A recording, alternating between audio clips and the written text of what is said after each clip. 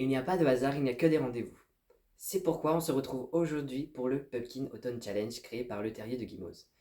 J'ai décidé de faire ce challenge de octobre à novembre, plus précisément du 28 novembre au 4 décembre, c'est dans la même semaine.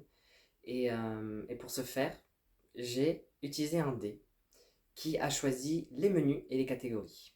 C'est-à-dire que je lançais le dé et s'il tombait sur le numéro 4 par exemple, donc j'allais dans le menu 4, puis je relançais le dé pour choisir la catégorie, donc par exemple numéro 2, et donc ça tombait sur la catégorie numéro 2, et je devais choisir un livre en fonction des mots-clés donnés par cette catégorie. Donc voilà. On commence tout de suite, on ne perd pas de temps. Il y a un livre pour chaque menu, mais il y a 8 livres en tout, pour 8 catégories. Donc, c'est parti. Alors, pour Automne frissonnant, qui est le premier menu, je suis tombé sur la catégorie numéro 1, qui est Ghost Hunt. Donc il fallait, les mots-clés étaient fantôme, chasse, enquête et possession.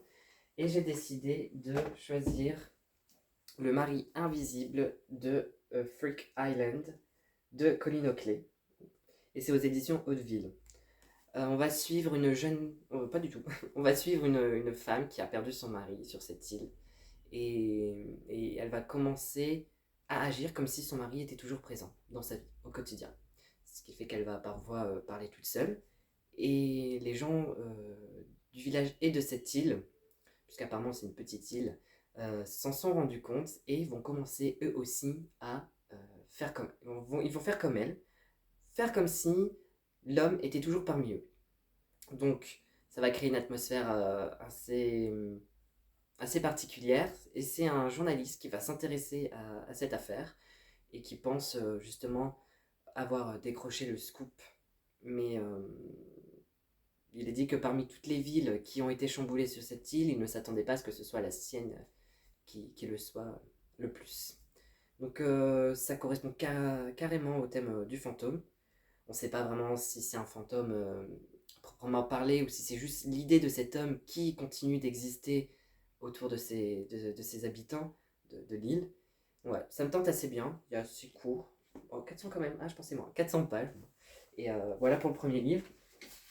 Ensuite, catégorie 2, toujours dans Automne frissonnant, le portrait du mal. Et donc là, il fallait choisir un livre avec un portrait, un visage sinistre sur la couverture. J'ai tout de suite pensé à ce livre-là. Il s'agit du Miroir du damné de J.B. Leblanc et de Frédéric Levins aux éditions SEMA. Bon, comme vous pouvez le voir, sur la couverture, il y a le reflet d'un homme qui pointe un fusil sur sa tempe. Et quand on regarde bien, cet homme ne pointe aucun fusil sur la sienne. Donc voilà. Donc le miroir du damné, on comprend bien qu'il va se passer quelque chose avec ce miroir. Et donc là, on va suivre le lieutenant Courtas, ou Courta, je sais pas exactement, et l'officier de police Fabre, voilà. Ils vont enquêter tous les deux justement sur une série de meurtres qui arrivent dans un tout petit village, Tarsac, le village de Tarsac, et ils vont se rendre compte au fur et à mesure que c'est peut-être pas une cause naturelle. Donc c'est pas quelqu'un qui fait partie du monde humain, disons, je sais pas comment m'exprimer à ce sujet, mais bon, en gros, il s'agit de quelque chose de paranormal qui va entraîner ces meurtres. Voilà. C'est pas un spoiler du tout, c'est clairement dit dans le résumé. Ce qui est intéressant de voir, c'est comment le lieutenant et l'officier de police tentent de résoudre ça par des moyens, disons, logiques. Ils essayent de vraiment de raisonner, de rendre ça logique avec la science, mais ils n'y arrivent pas. Et c'est un casse-tête. Et bon, je n'ai pas fini de le lire, mais je pense qu'ils vont justement découvrir au fur et à mesure que, voilà, le miroir n'y est pas pour rien. L'un des personnages a déjà découvert. Donc c'est ma lecture en cours, comme vous voyez. Je suis à 300 pages. Il y a 486 pages. Je le finis ce week-end. Et pour le moment, j'adore. C'est incroyable. C'est la première fois que je lis un thriller, vraiment.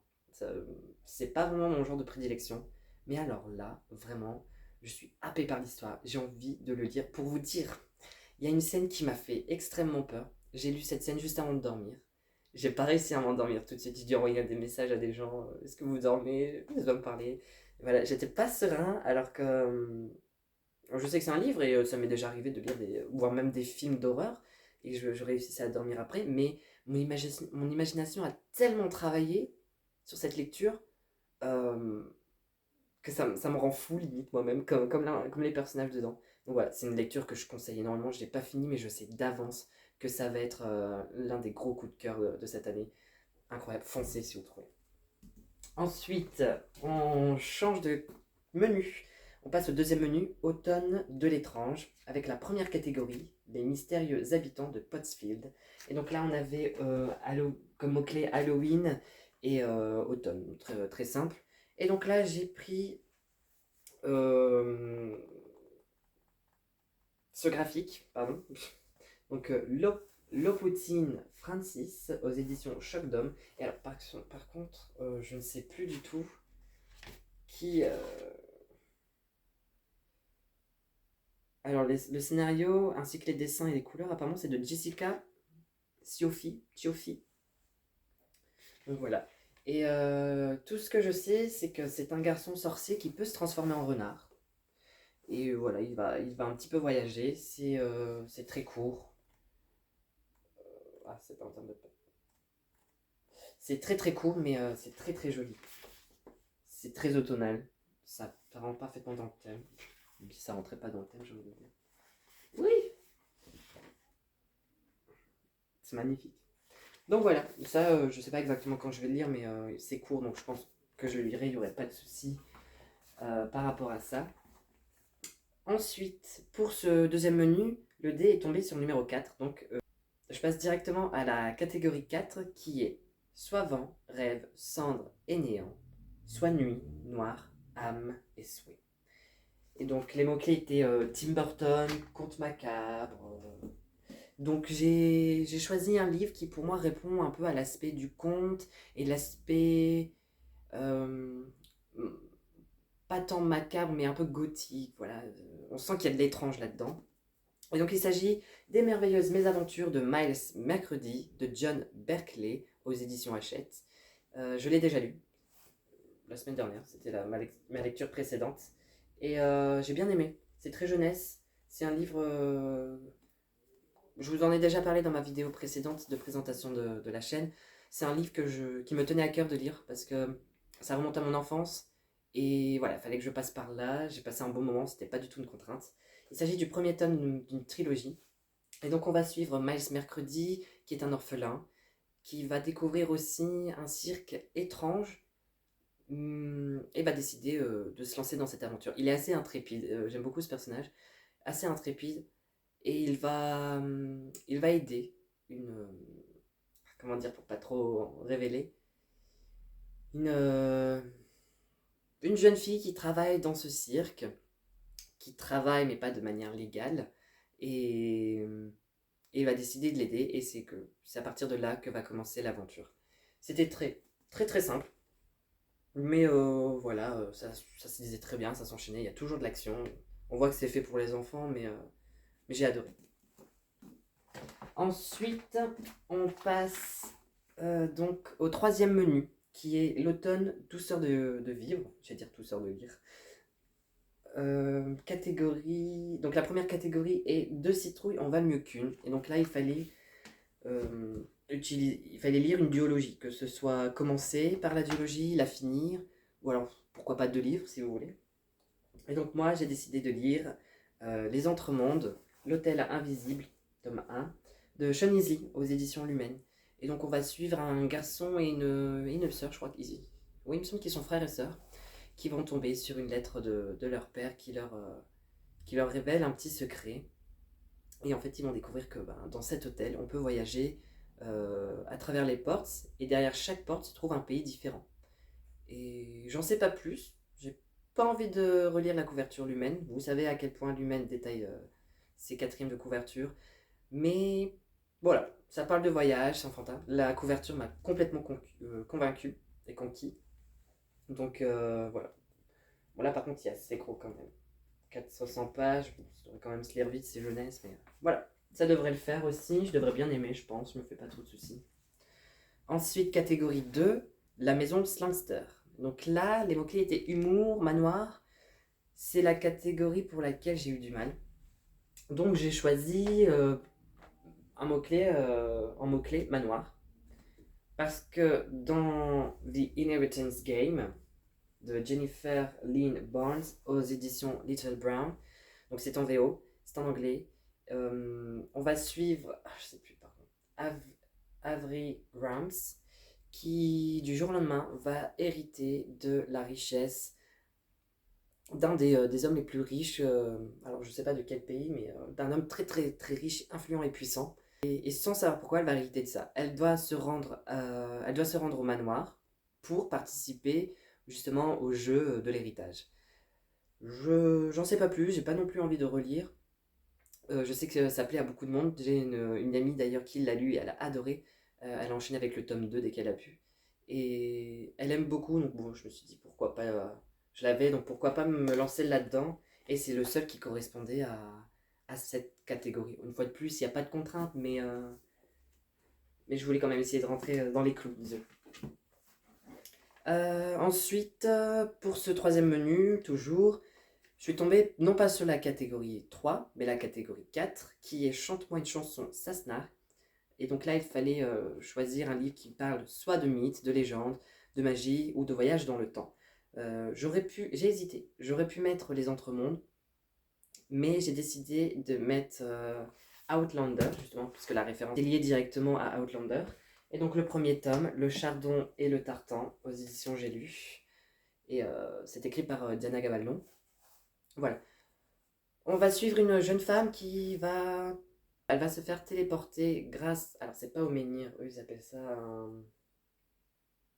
Ah si c'est ça, le menhir. C'est le menhir qu'il a transporté plutôt, transporté dans une autre époque, donc dans le passé. Voilà.